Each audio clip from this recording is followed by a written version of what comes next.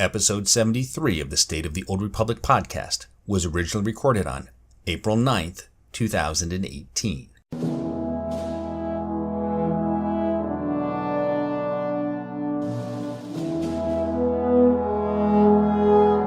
It's the State of the Old Republic podcast.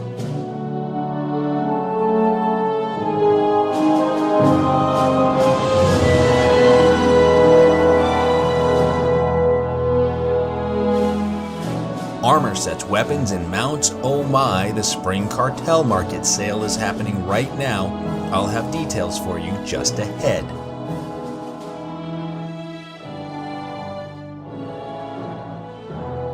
Musco and Charles Boyd have been busy making the rounds of late.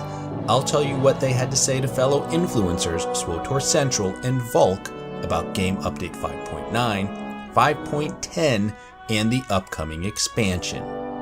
Finally this week, I continue my story project as all 8 heroes come together on the seedy world of Nar Shaddaa. And with that, it's time to make the jump to Lightspeed and check out the State of the Old Republic. Welcome to episode 73 of the State of the Old Republic podcast. I'm your host, Ted, and as you heard in the opening, I have another great show lined up for you today. Normally, I start with announcements, but I don't have any for you today, which is fine since I've got a lot of news to cover. So without further delay, let's slice the holonet and get to the news this week. I've said it before, the cartel market is the straw that stirs the drink. And as much as people like to curse its very existence, I believe it's vital to the survival of this game, and I think BioWare does too. On April 3rd, BioWare began its first ever major cartel market shopping event. Almost every item available from the cartel market has been put up for direct sale. We're talking dies, weapons, mounts, armor sets, companions, tunings, flares, anything you can think of except decorations. While there are some decorations up there, it's not nearly the volume that people hoped for. As for why that is, according to Musco, it's apparently a feature, and by feature I mean technical limitation. Here's what he said on the forums. We definitely share your interest in getting more decos on the CM. I will spare you the details, but simply put, most decos weren't originally built in a way that we can easily place them on the market. It is our goal to have all CM decos be available on the market in some form, whether individually or in a bundle, at some point in the future. Hopefully sooner than later, we just couldn't get them ready in time for this sale. Now I work in software development. When Eric tells me things about builds and branches, I know what he's talking about. But when I read stuff like this, I honestly don't get it. I know software development is a lot of smoke and mirrors, but I read this and I think, do you guys hard code all the things? Because this doesn't make any sense. Despite the lack of decorations, there are many great things available for sale right now, and some of them, like the armor sets, are reasonably priced. The Revered Master's armor set, which is the film era style Jedi robes, is only 1,440 cartel coins. That's not bad. Other items like platinum weapons will cost anywhere from 3,000 to 5,100 cartel coins, which is a little on the high end, but if your credits are sparse and you have coins to burn, it's a great way to get a cool item like Senya's lightsaber or the Tythian lightsaber pike. While you can find a lot of things for sale, not everything is for sale. The Dark Legionnaire's armor set is conspicuously absent. Now the sale does run from April 3rd through the 17th, so it's possible they may add some more things in the final week, so you might want to save a little for week 2 of the sale. One thing they didn't do that they absolutely should have was run this in conjunction with half-price collection unlocks. What's the fun of getting all this cool swag if you don't have enough left over to make it available for all of your characters? Definitely a missed opportunity here. Now I know what you're thinking, all of this feels like a doomsday sale, but that's really not what this is. There's plenty of content coming down the pike. We've got 5.9 in May, and then we're looking at 5.10 and maybe 5.11 before we get the next expansion, which will be 6.0. And how do I know this? Well, that's because Musco and Charles Boyd have been doing the rounds lately. On March 30th, they sat down with Sam from SWTOR Central, and then on April 6th, they interviewed with Vulkk. Both SWTOR Central and Vulkk were able to get some great information from Eric and Charles. In their interview with SWTOR Central, Charles Boyd confirmed that 6.0 will be the next expansion and that it won't come after 5.9. He also gave a little information on where the story is headed in 6.0. This is what he told Sam. We've got the story in 5.9 coming out in the beginning of May, and that's going to conclude the whole Theron Traitor story arc and also put a capper on all the Eternal Throne related activities for the most part in terms of being the focus of the story, and we're definitely going to be getting back to a Republic versus Empire core storyline, getting back to that war, revitalizing it into the core original SWTOR conflict. Depends on how much story comes out before it, I suppose, but I would be willing to bet money that it will feature the Republic versus Imperial storyline. Alright, so the next expansion will be Pubs versus Imps, which now makes one wonder just how important was that choice we made on Iocath to side with either the Republic or Empire. Only time will tell. As for the title of this next expansion, all Eric and Charles could tell us is that it won't be another Knights of title. While Eric and Charles don't decide the title, they do have a say in it. I can only assume that anything related to calling it Hot Prospect has been shot down. So based on this information, I think we're now looking at a winter release for the expansion with an update or two this summer. In fact, in their interview with Vulkk, Charles and Eric confirmed that a major update is planned for July, and it will be PvP focused. It probably won't have a new war zone, but it will have a new Mandalorian themed arena. There will be weekly PvP events, and they may even tweak existing war zones with crazy mechanics. For example, if the Rakghoul event is going on, maybe packs of Rakghouls will spontaneously spawn in the middle of a match. Now, we may not see that exact mechanic, but that's the type of thing we can expect. Also coming in July is a brand new stronghold on the planet Rishi. Now, Charles and Eric didn't tell Vulkk that the new stronghold would be a pirate ship, but it has to be a pirate ship, right? Charles mentioned they were playing around with some special stronghold enhancements, but wouldn't go into detail because they haven't gotten them to work quite yet, so there's a chance they won't happen in time for the Rishi stronghold. I don't know what they're cooking up, but since most strongholds have outdoor areas, I'm hoping it's a day-night cycle and changing weather. Charles also mentioned that Darkside Jaisa should be returning soon, so there's a good chance we'll see her in July as well. One last thing they said about the Summer of SWTOR is that the nightlife event will likely return, but for a shorter duration. So that's it for Game Update 5.10 or whatever they're going to call it, but before that comes out, we still have Game Update 5.9 on the horizon, and we now know a lot more about what's happening with that. Game Update 5.9 is called Anathema Conspiracy, and it will bring the conclusion to the Traitor storyline via a new flashpoint. You already knew that, but Charles and Eric gave us some more details on the flashpoint when they talked to Vulkk. First, it's going to be very story heavy. There are a lot more cinematics before, during, and after the flashpoint. In terms of difficulty and duration, it should be on par with Capero, although they did say the story version is a little longer. Expected to take about an hour to complete. They said there are 4 boss encounters, and the last boss is actually 2 bosses that happen back to back. There is also 1 bonus boss. Now, if you're looking for reasons to keep running it after you've done the story, there are plenty of rewards to be had. Master Mode drops the schematics for the new augments, which I'll talk about later in the show. Those schematics are BOE, so you will eventually find them on the GTN. Dropping in all modes are decorations. There's more than 15 to be had. There's a new armor set, and there's also a new companion. It's modeled after one of the ads that shoots tons of lasers. It's probably a droid of some kind. Charles wouldn't go into any detail on what happens to Theron. I personally think we'll see an option to forgive him as well as to kill him. I think his fate will be in our hands and not the story's. One thing about the story that Charles did say is that Valkorion is dead and he's not coming back. I've speculated that this might be his contingency plan in case he ever did die. That's probably not the case now. Also, in case you were curious, he mentioned that Valen is dead and not coming back as well. The Flashpoint isn't the only thing coming in Game Update 5.9. There are Conquest changes, new augments, and class balance adjustments, so let's dive into all of that right now.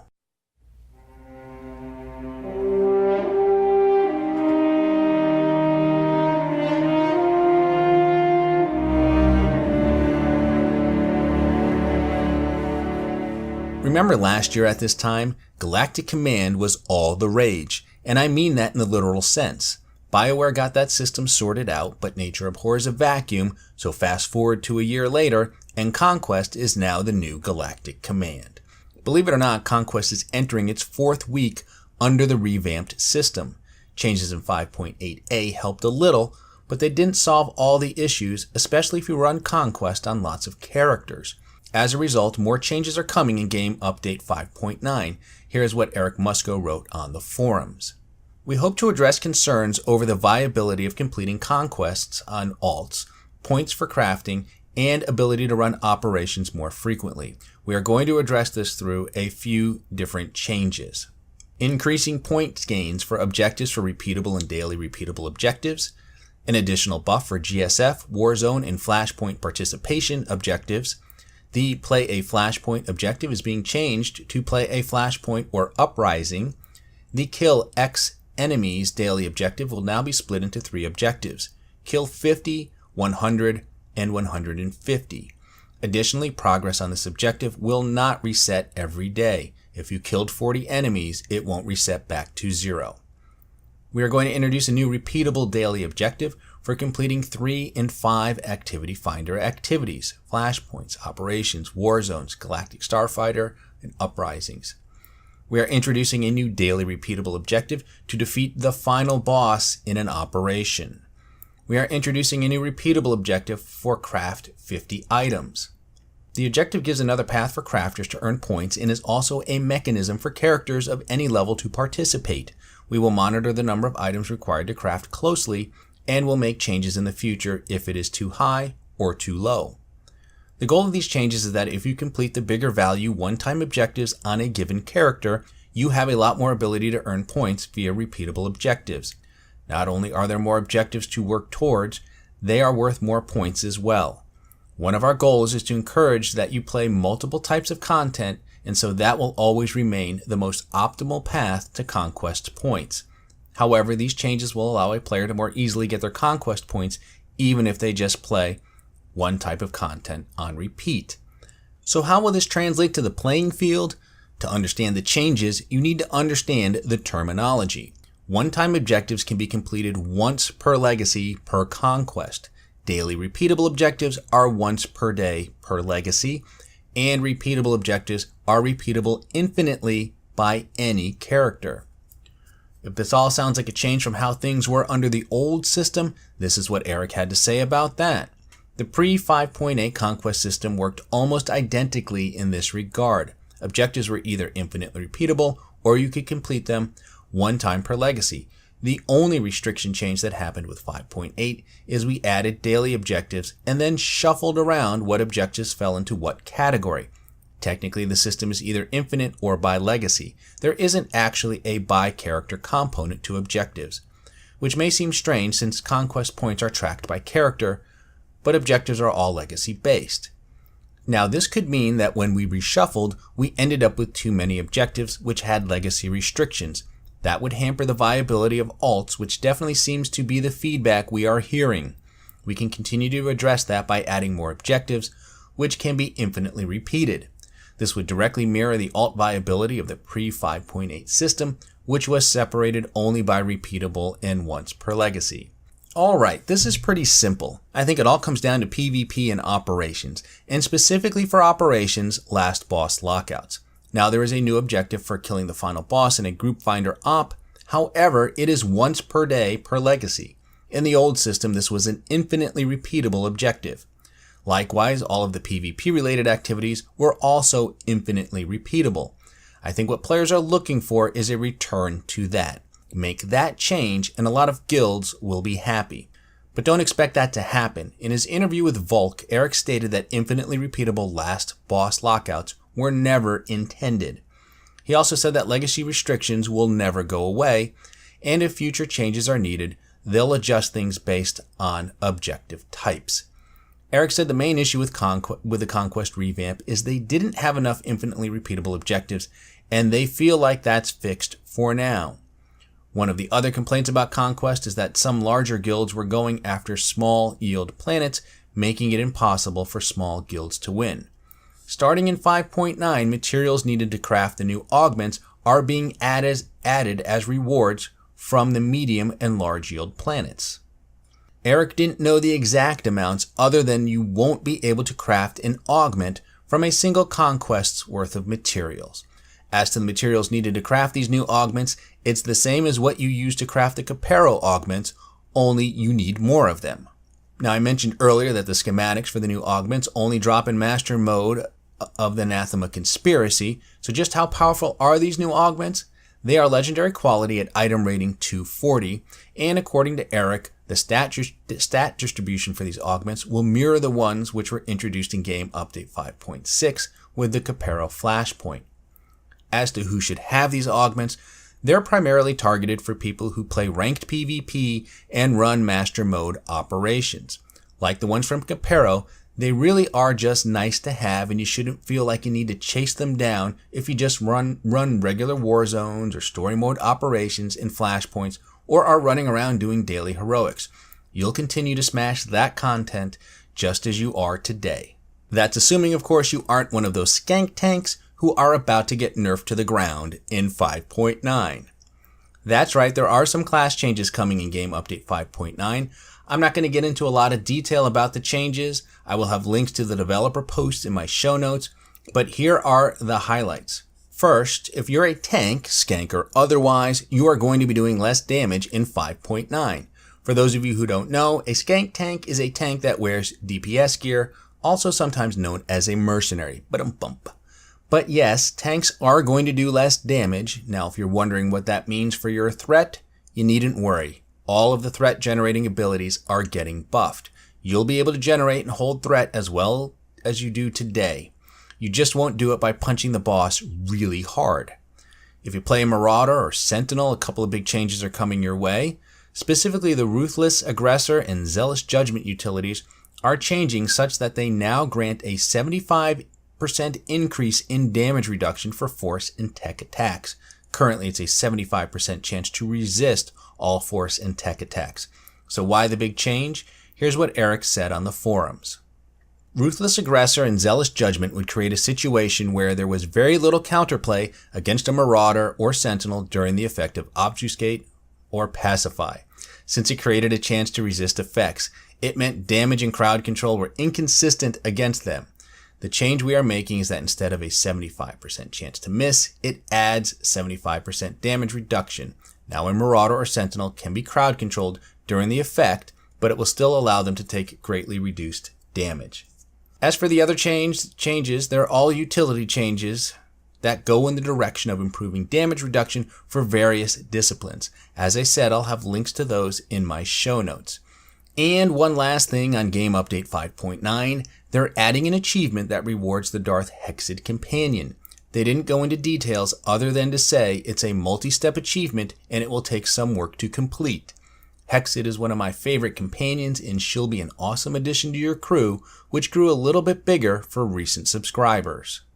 Last week I talked about the Companion Chaos competition between Team Nico and Team Shay. For those who don't know, BioWare had a little social media fun on Facebook and Twitter where they organized some of our companions into two teams. One led by Nico Okar. Ever hear about the time I saved Theron's mom? And the other led by Shay Vizsla. Good. Every day, fans could go onto Facebook and Twitter and vote on who their favorite was in each matchup. Sergeant Rusk battled Lieutenant Pierce, Lord Scourge dueled Zalek, and Blizz and T7 tried to dismantle one another, and there were more. Ultimately, it saw Nico Okar and Shay Vizsla face off against one another. Not only did Team Shay defeat Team Nico, but Shay Vizsla utterly annihilated Nico Okar in their head-to-head matchup. When the competition was announced, there was no mention of any associated in-game rewards, something I questioned during the last show.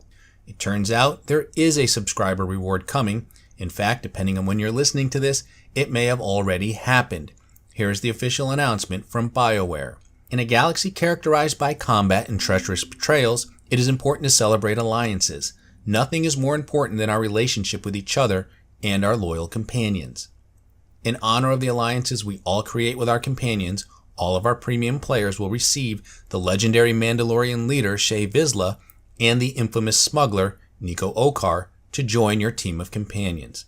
By the way, shouldn't that be the infamous Shae Vizsla and the legendary Nico Okar? Nico rescued Satil Shan and Jace Malcolm from certain death at the hands of Darth Malgus, while Shae Vizsla literally torched the Jedi Temple during the sacking of Coruscant. And I say this as someone who is unapologetically biased towards the Empire. I think Shae Vizsla has the more villainous history here. To qualify for the reward, you needed to have an active subscription by April 3rd. Congratulations to those of you getting these companions.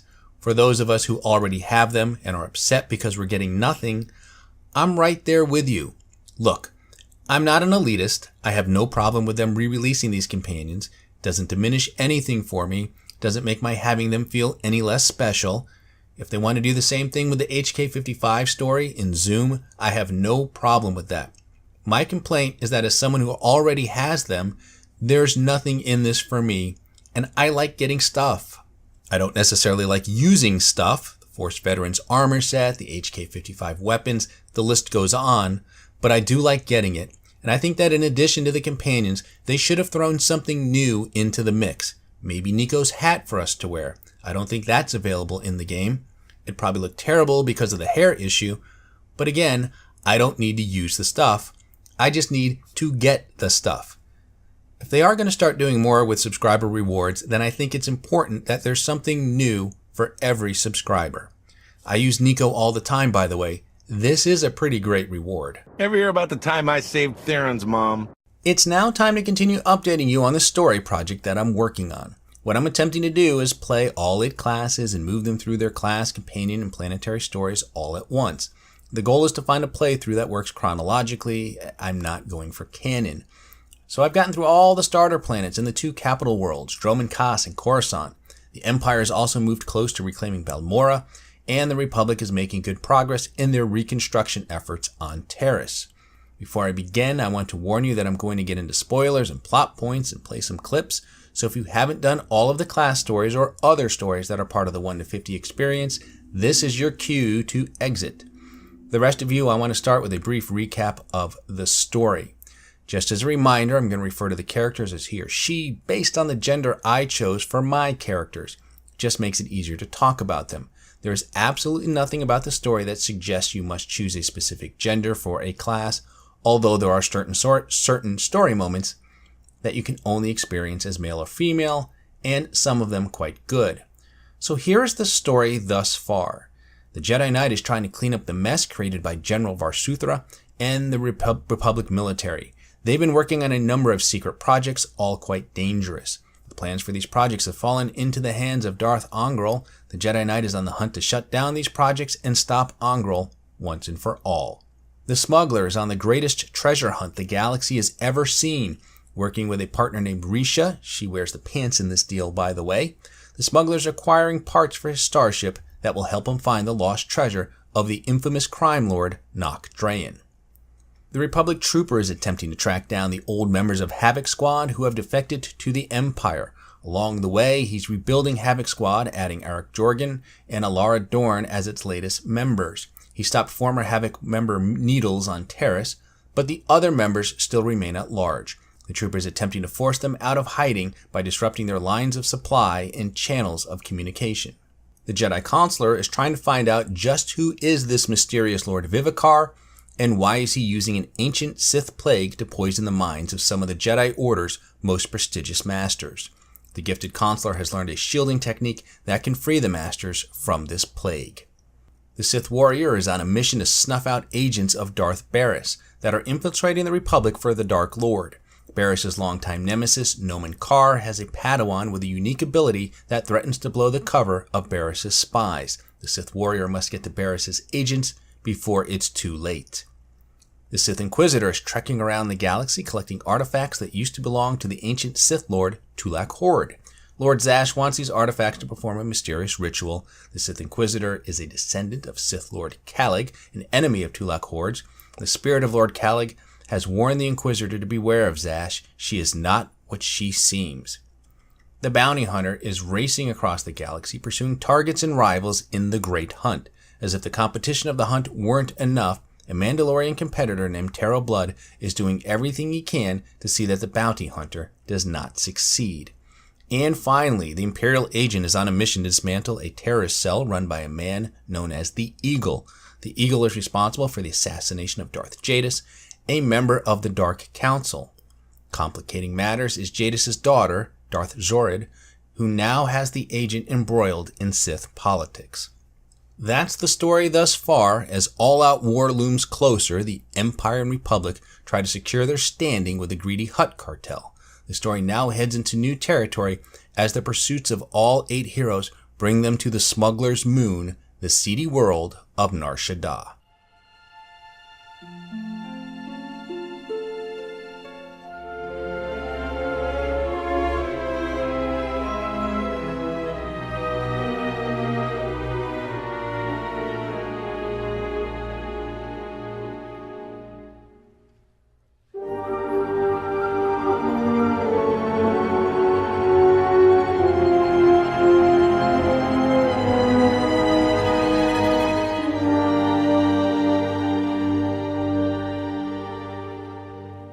Nar Shaddaa is the first planet where all 8 classes come together.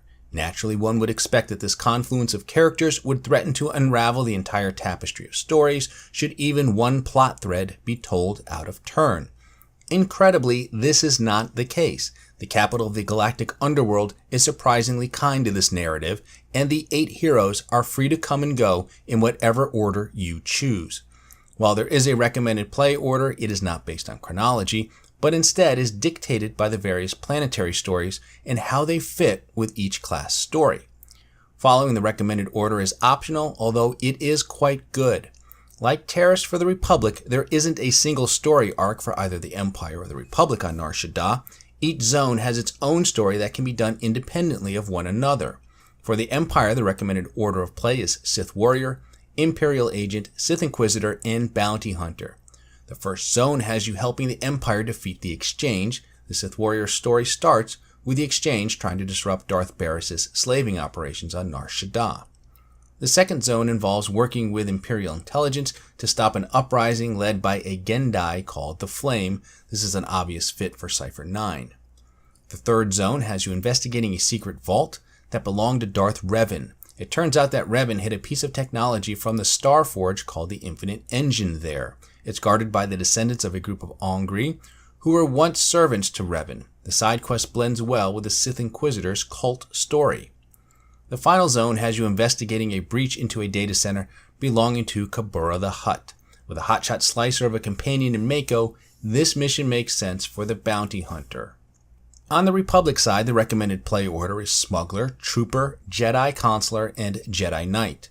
The first story mission involves helping the Republic get back some of its territories and taking down a powerful gang led by a Nikto called the Mountain. This story works well with the Smuggler as there are some shady deals you can make along the way. The second zone requires you to stop the evil Dr. Charnagus, who's performing terrible experiments on kidnapped Republic soldiers who went to Nar Shaddaa for some R&R. It's the perfect job for Havoc Squad. In the third zone, there is an Imperial military leader who is systematically committing genocide against the Evokai and other non-human species. For the benevolent consular, this is right up her alley. In the final zone, the SIS wants you to rescue an imprisoned Jedi Knight named Akodomi. Surely the Jedi Knight would want to save one of his order, so it's a good mission for the Knight. That's the order of play, and it's purely based on logic. You are free to play each character in whatever order you choose. The story is just that flexible right now. And to be honest, it probably will be this way until we get to the end of Chapter 2 and into Chapter 3. Planets like Quesh, Belsavis, Hoth, Voss, and Corellia will have stricter orders of play. Now, just because the events of each story aren't commingling doesn't mean that interesting crossovers aren't happening. Take this conversation between the Sith Warrior and Vet, where we learn more about Vet's past. When I was working for Noctrayan, doing the pirate thief thing, he had a daughter my age, Risha. It wasn't like Nock was super sweet to her or anything. But he'd call her princess, and I wished I was her. Having someone your own age could be great or terrible, depending. It was great. Always great. Risha was smart and strong. She knew how to do everything around the ship. and I went everywhere with her. Suddenly I had a sister again. For years it was Risha and me against the galaxy and anyone who gave us grief. Did you drift apart? Start to fight? Nothing like that. Eventually, Nock hatched some secret plan that I couldn't be a part of. One that apparently got them both killed. But for a while there, I really was happy. Risha, of course, is working with the smuggler to find Nock Drayen's treasure, and it's interesting now to think that unbeknownst to either of them, Risha and Vet were likely on Nar Shaddaa at the same time. Also, when the Jedi Knight completes his mission on Nar Shaddaa, SIS agent Tander arrives with a cadre of Republic soldiers. When the Knight asks about the reinforcements, this is what Special Agent Tander tells him. This is Black Star Squad, a special operations team. General Varsuthra pulled in a favor with General Garza. Got him here quick. We're demolishing this location. Make sure the enemy can't recover anything useful. General Garza, as you know, is in charge of Republic Special Forces and is the Republic Troopers' handler and commanding officer. It's just a nice little tie-in. The biggest story moment from Nar Shaddaa also comes from the Jedi Knight's story. The Knight is sent to an abandoned mining colony in deep space where he hopes to bring Admiral Hacklin, one of Darth Ongrel's closest advisors, into custody. It is believed that Hacklin wants to defect.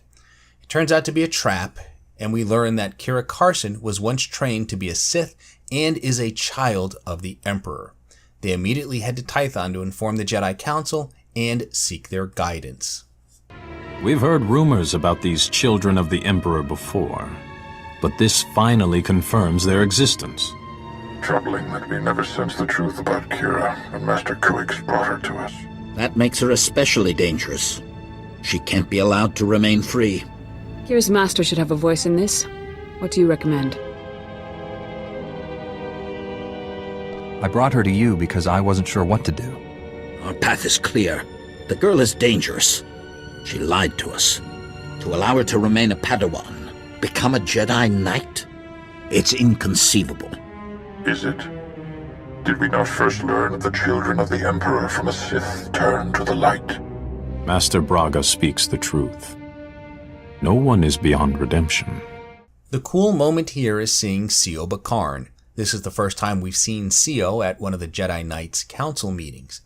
As we'll find out later in the Jedi Consular's story, Master Bakarn is actually the first child of the Emperor. That's it for Nar Shaddaa. Our heroes are now all headed to Tatooine and then Alderaan. While the order of play is free-flowing for now, it will soon start to get a little stricter, starting with the smuggler. Can't wait to meet the buyer of that severed head. Then I recommend setting course for Alderaan first. Let me know when we're there.